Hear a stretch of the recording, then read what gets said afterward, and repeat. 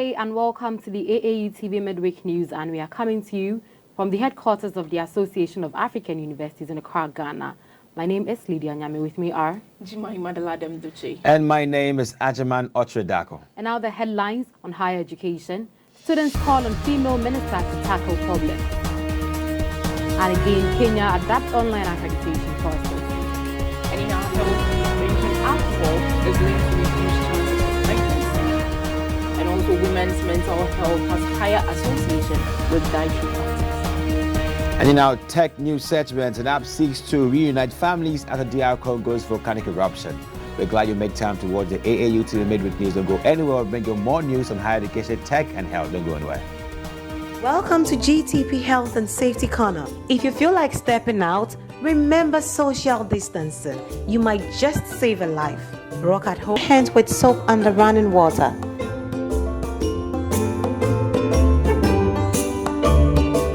Spaced out but still in touch. Check in on your loved ones and stay safe.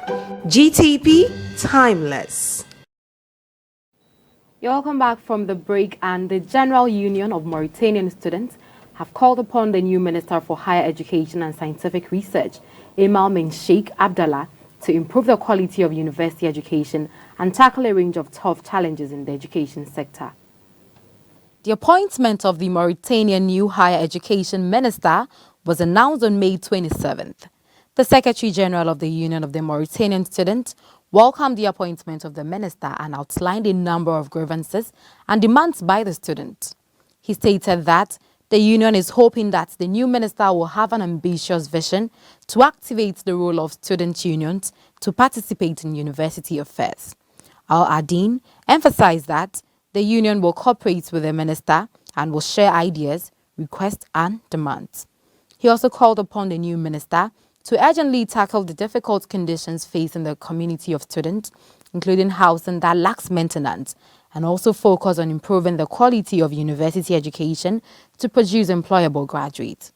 The new minister must also work on the improvement of the sector's weak technical capability, including the country's current internet capacity and cost to provide distance education for students to enhance university access, said Al-Adin.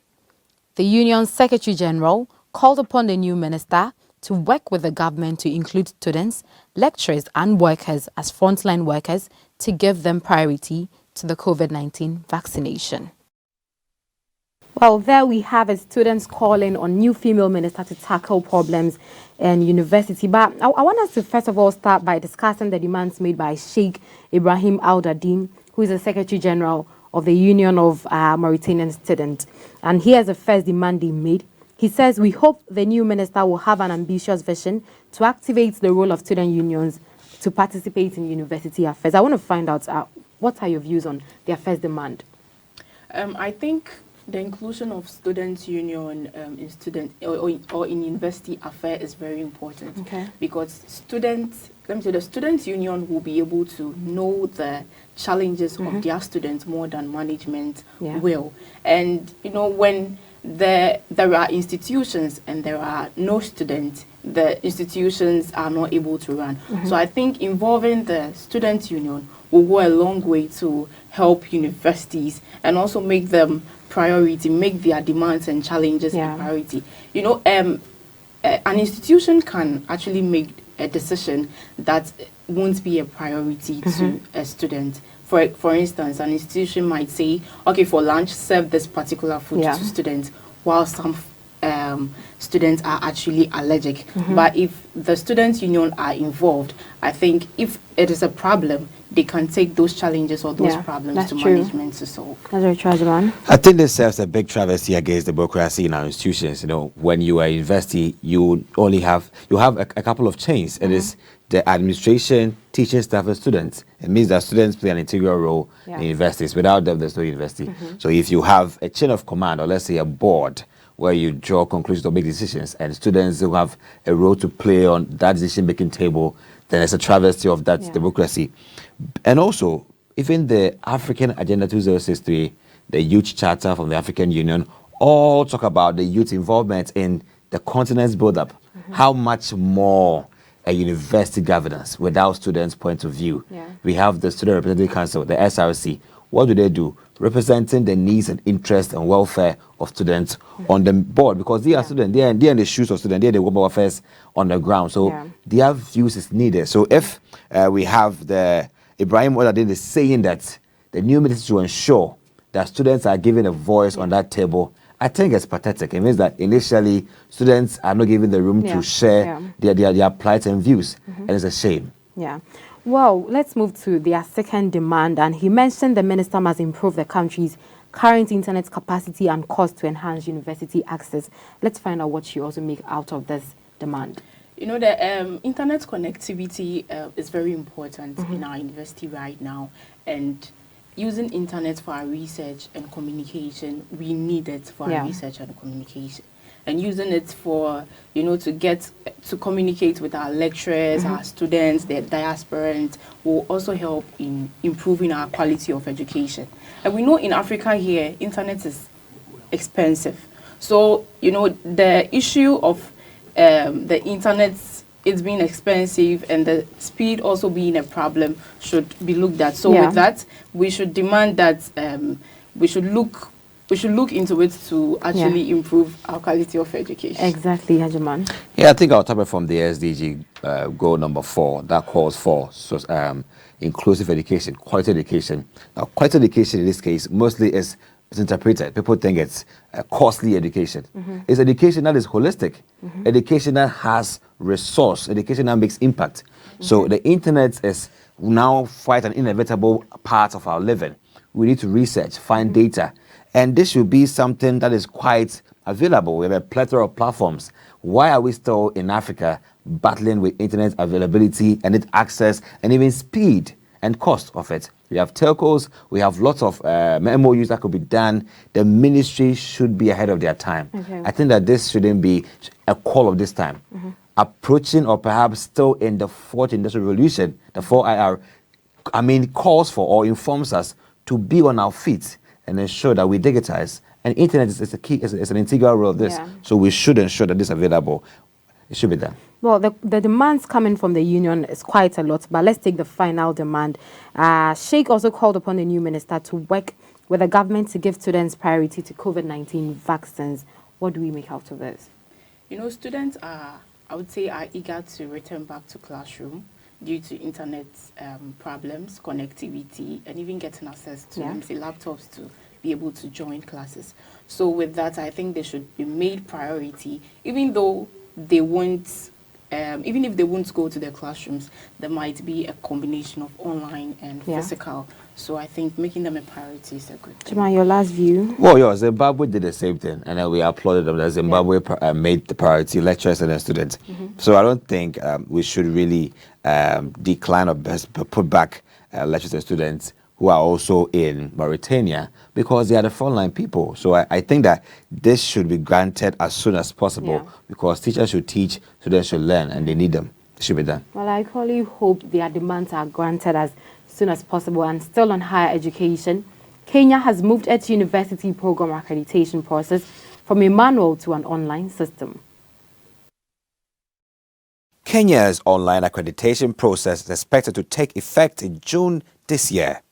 The manual accreditation system involved delivering 5 hard copies of the program that a university wished to have accredited to the Commission. The Commission would then select a group of experts who would review the program and make decisions on the accreditation. According to Commission CEO Professor Mwenda Ntarangwi, the transition had been long overdue as the manual system had resulted in a lot of complaints from various institutions. The COVID-19 pandemic led to the process being fast-tracked. Meanwhile, the new online system is expected to enable both the universities and the CUE to keep track of the accreditation process right from the proposal stage.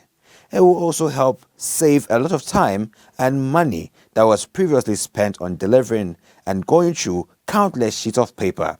The manual system involves printing and scanning a lot of documents and having to personally deliver them to the Commission, which was quite tedious and costly. Most institutions are also trying to go green by limiting the amount of paperwork involved in their daily activities. So, the online system It's a welcome change. Well, there we have it. Kenya adapts online accreditation process. And in this segment, we'll have a guest who is a resource person who would help us delve more into the subject matter. And my guest is a quality assurance specialist for the Association of African Universities. She's also the project manager for the Harmonization of African Higher Education Quality Assurance and Accreditation Project. My guest is in the person of Dr. Violet Makuku. Dr. Makuku, thank you very much for joining us. Thank you. We are very, very glad to have you, and I'm fine. I hope you're fine too. I'm good, thank you. Okay, so we'll quickly run through our questions. I want to find out from you that beyond the manual or online process of accreditation, what exactly goes into the whole accreditation process? Yes, thank you very much. It's a long process, really, but yes, the online part is most welcome. So it involves initially a self-assessment of the institution as a whole, and also of the department which is involved within the new program that needs to be launched. And after that, that brings about what we call an assessment report. That assessment report will carry everything that has been noted. There are certain sections which are completed, asking from the curricula, the lecturers, the students, and the times of offering the course content and all that is going to be in a program. Besides that, there are interviews for students, interviews for staff, and many other things which are involved in there. It's a lot, and site visits also, particularly for practical-oriented disciplines. Okay. Well, Dr. Makuku, according to the article, it indicated a number of things that are being considered before accreditation is being given out. So I want you to run us through it. Let's start with market force and demand. Why is that important? Yes, it's very important because you can't launch a program today. It's very expensive to launch a program, only to realize that even the first cohort, you can't have the threshold number. And what we call a threshold number, it's that number which makes it viable to have the program. We go on to sustainability. If you can't see your future with more and more students enrolling for that program, you are in trouble. So it's important. And how about availability of resources? Yes, that's very key. Very, very key, because you need competent lecturers and maybe lab technicians and other staff. You also need to make sure that everything is in order. So it's very, very key, and actually part of the backbone of what will move everything. Well, I am much more concerned about availability and adequate space in the university. Why is that so important? It's part of the resources. You know, for example, if I'm to consider practical-oriented disciplines, you would need something like a lab, a school of medicine, agriculture, and all those things. They need adequate space for operations, and also to make sure that they accommodate all the activities students in different cohorts should be doing. Not that the land is too little, so the part ones won't do this this time, to allow those who are graduating, or it's squashed, people cannot do work in there. So the reagents, the pieces of equipment, all those things are very, very key. That's really and great. And space now becomes quite vital, because there are specifications really which should be followed for health reasons.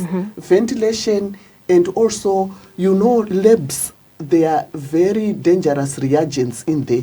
You don't want students to bump each other into each other also, and then spew reagents on each other, or start fires in the labs. Well, that's true, Agyemang. But Doc, you know, I want us to consider the two systems, the old, which is the manual, and then the new, which is the online system. If you were to assess, you know, people would want to assess these two ways on grounds of efficiency, transparency, and effectiveness.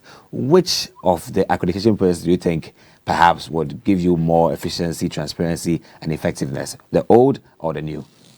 Yes, I just want to say the new system. You know, we have the fourth industrial revolution. Exactly. And we also have the COVID-19 pandemic. Sure. But work should still go on. So with that, the pandemic has spared the move to using the fourth industrial revolution. Okay. Workspaces have been digitalized. Yeah. And where our students are going to work is also digitalized workspaces. Yeah. And so it's a good move that will help.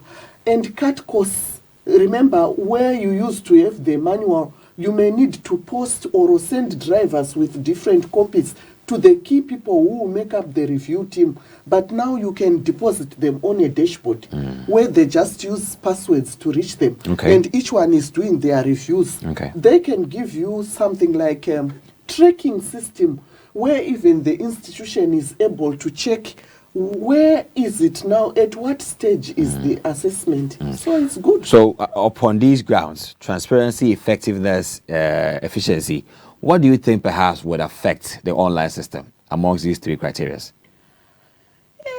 To some extent, efficiency. It could be efficient, but let's look at institutions.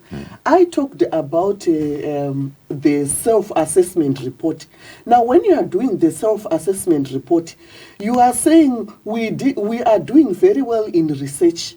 We are doing very well in community engagement. Yeah. So you would need to scan all those documents now and upload them into the system. So it's heavy on the institution. But once that process is done, everybody else can again access those documents from there. But I'm talking about encouraging the blended approach rather. There are some things which make it more transparent to have the online system. Okay. And also like tracking, which I've said. But we want blended approach. The blended approach is good because it will now enable the coming in of reviews where they go to the site visits and interviews. Okay. All those maybe could be effective where you are going onto the ground and checking. Great. Because they cheat some of the institutions. Maybe. Well, most definitely the online process of accreditation would help cut down costs and also ensure accessibility. Dr. Makuku, thank you very much for joining us here Thank today. you, Doc. We are very grateful. Now, health news is up next. Okay, so in our health news today, a study of the association between drinking alcohol and the chances of becoming pregnant suggests that women who want to conceive should avoid heavy drinking.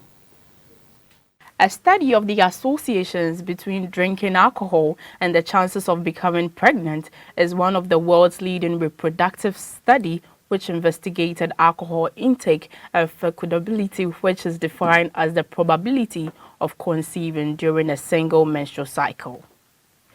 Research led by Dr. Kira Taylor, Associate Professor of Epidemiology and Population Health at the University of Louisville School of Public Health and Information Sciences, analyzed data from the Mount Sinai study of women office workers. Women aged 19 to 41 years were recruited between 1990 and 1994 and followed a maximum of 19 menstrual cycles. The women completed daily diaries reporting how much alcohol they drank and what type, and they provided urine samples on the first and second day of each menstrual cycle in order to check for pregnancy. Heavy drinking was defined as more than 6 alcoholic drinks a week. Moderate drinking was 3 to 6 drinks a week, and binge drinking was defined as 4 or more drinks on a single day.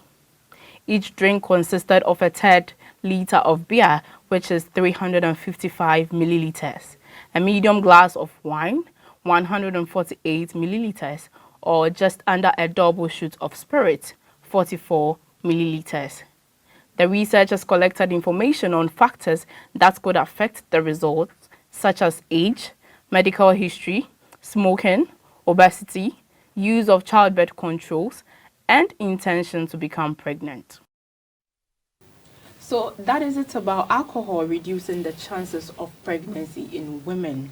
But I would want us to discuss I would want to ask, what actually constitutes heavy drinking, and what are its effects on women? Well, I want to start by saying that the study grouped drinking into 3 different parts. There's heavy drinking, there's moderate, and there's binge drinking. Heavy drinking basically is when a person takes in more than 6 alcoholic drinks in a week. Moderate is when you take between 3 to 6 in a week. Okay. But binge drinking is the most dangerous one, because it says if a person takes 4 drinks and above in a day, you're a binge drinker. But I want to also say that taking in alcohol as a woman comes with a lot of complications. Exactly. And as the study has suggested, it reduces your chance of conceiving. But as to how it affects our menstrual cycle as women, I want to start by saying that, you know, the period of ovulation, during that period, women tend to release eggs. And it is these eggs that are fertilized with the sperms to produce an embryo. But according to the study, if a woman takes in alcohol, it means you are basically not going to produce any eggs in that particular month. So you may want to have a baby, but you would try all you can. The eggs didn't drop that month because you took in a whole lot of drinks. So that is how it affects our menstrual cycle. It doesn't help the ovulation process. Agyemang? Yeah, I must say that no, this study is really showing the point that alcohol can reduce your probability of getting pregnant. Well, it cannot definitely declare or announce that if you're taking alcohol, you can be pregnant. But your fecundability, which is your ability to conceive probably during your first cycle or first flow, is bleak when you're taking more alcohol, which the study has proven because according to their study with women in their 90s and the alcohol they were taking and the effect they were realizing, perhaps it goes to an extent to say that, okay, alcohol can reduce your chance of getting pregnant at the very first flow. That means that perhaps secondly you can flow though, but it can really reduce your chances. So how will the alcohol also affect the womb of a woman? Well, you know, let me just say that alcohol perhaps when taken in joins the bloodstream, just like sugar joins the bloodstream, and too much sugar in the system can cause you, perhaps can put you at the risk of getting diabetes. The same way alcohol also has a role to play in your blood. What can you imagine what too much alcohol in your blood or in your bloodstream can also cause to you? Imagine how it can affect your lungs.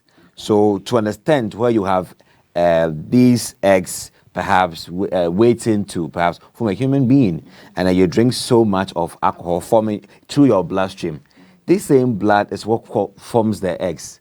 And then later on, if perhaps ovulation is okay, this same blood will just now flow to the luteal phase or perhaps to the ovulation phase and come out as blood during the menstrual cycle. So imagine you taking so much alcohol, forming your blood to form an egg. How strong would that egg be? It will be frail. So perhaps this should be really taken seriously. It has not been confirmed that definitely it is so, but I think we should be cautioned. Women out there should be cautioned about alcohol intake. You know, ask yourself why women are advised not to take in alcohol when they are pregnant. Because after going through all that stress to get pregnant, you are advised not to take it.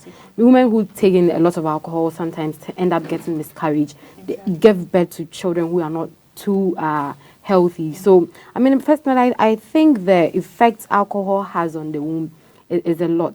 One, it can cause you to have miscarriage. It can cause you to give birth to a kid who is not too healthy. So women should be very careful when taking alcohol. So women should be very careful when taking alcohol. Moving on, women's mental health likely has a higher association with dietary factors than men, according to a new research.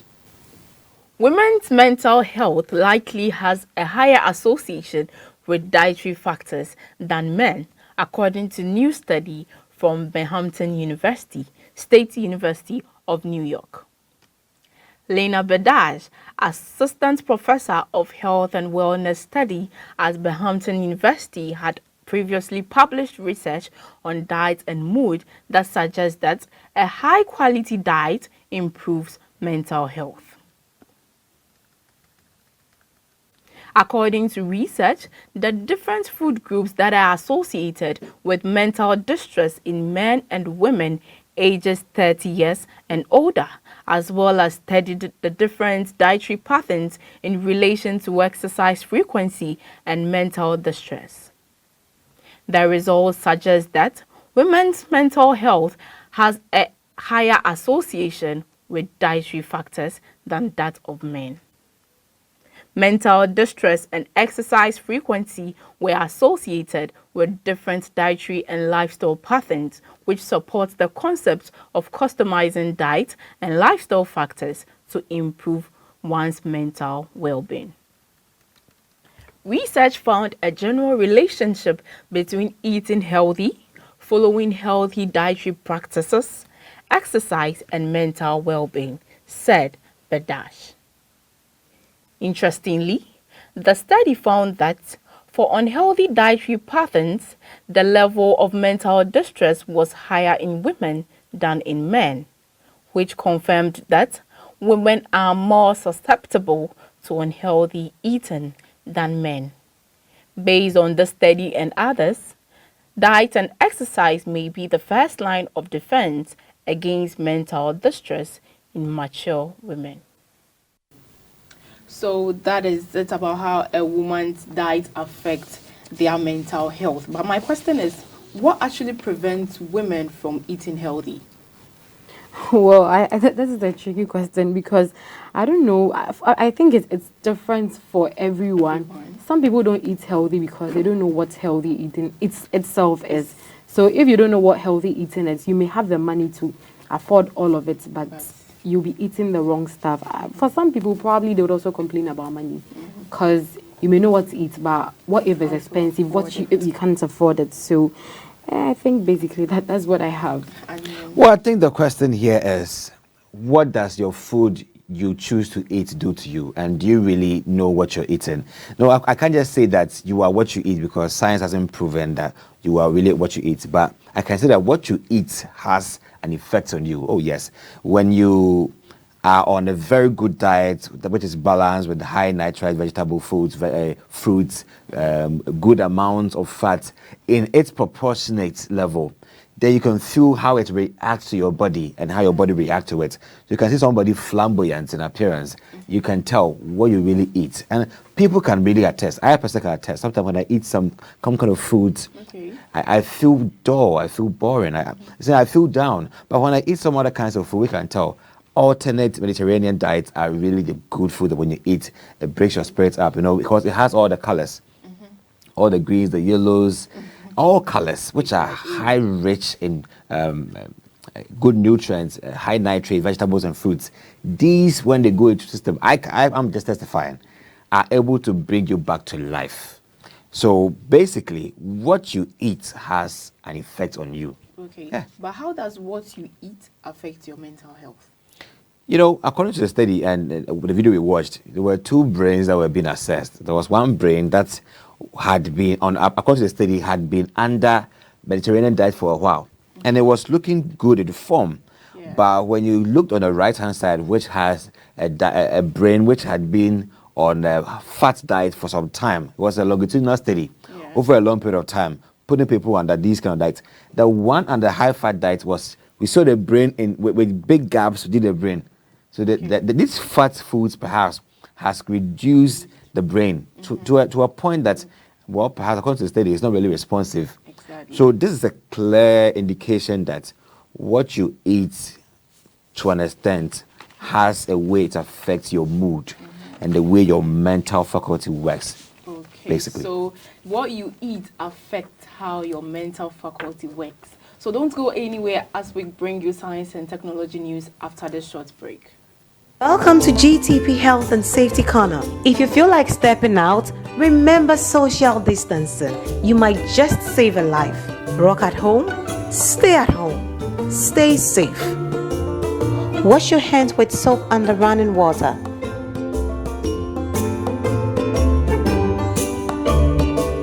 Spaced out but still in touch. Check in on your loved ones and stay safe. GTP, timeless. Tech segments, and 24-year-old Congolese Shukuru Victoire and his small team have just set up a tool called the Volcano Alert Bracelet, which is a barcode that is connected to a mobile application that allows displaced population to stay in touch and find their lost children during the volcanic eruption of Mount Nyiragongo. The small team have just set up a tool called Volcano Alert Bracelet, which is a barcoded and connected to a mobile application that allows the displaced population to stay in touch and find their lost children during the volcanic eruption in Mount Nyiragongo. In that moment, when people are moving out from Goma to these different areas, many families got separated from their children, and many parents lost their kids too during the eruption.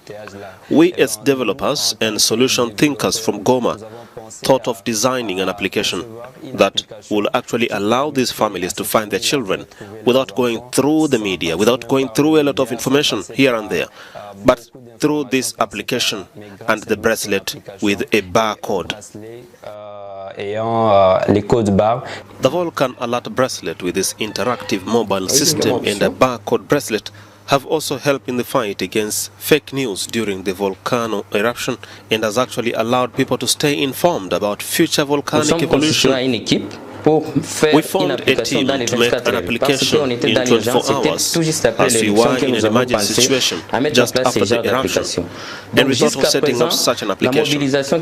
So far, we have only used $5,000 in developing it and even popularizing this application. Several parents in Goma are now using the application to trace their lost children. The International Committee of the Red Cross has joined this initiative to find these lost kids. From this application, we can know about any future evolution, and it also gives us some health tips that directs us on how to behave during this time. Children are fundamental and need to be protected, because when we were displaced, we saw many children without support, and so the Red Cross alone cannot be able to find a solution. So any other initiative that will contribute to locating the parents and returning the children to their families is welcome. More than 100 children became separated from their parents when the mountain erupted, according to UNICEF and Red Cross. To date, many of them have still not been reunited with their families. So that we have it, and a remarkable piece of ingenuity in Congo with Victoire and his team. And I want to find out, what do you think about this great application that's able to help you locate your family lost during the eruption in Congo? Well, for me, I think it's a great one, and I must applaud them, because this is the Africa we hope for. A continent where we can solve our own problems with our own invention, and this is a dream come true. So I hope this app gets all the support and funds it needs to take it to the next level, but I really think it's a great one. Great one. What do you think? Yeah, I also think it's good because for some time now we've been waiting for something like this, you know, an innovation that is going to also help us in our daily life. So I think it will go a long way to help. Yeah.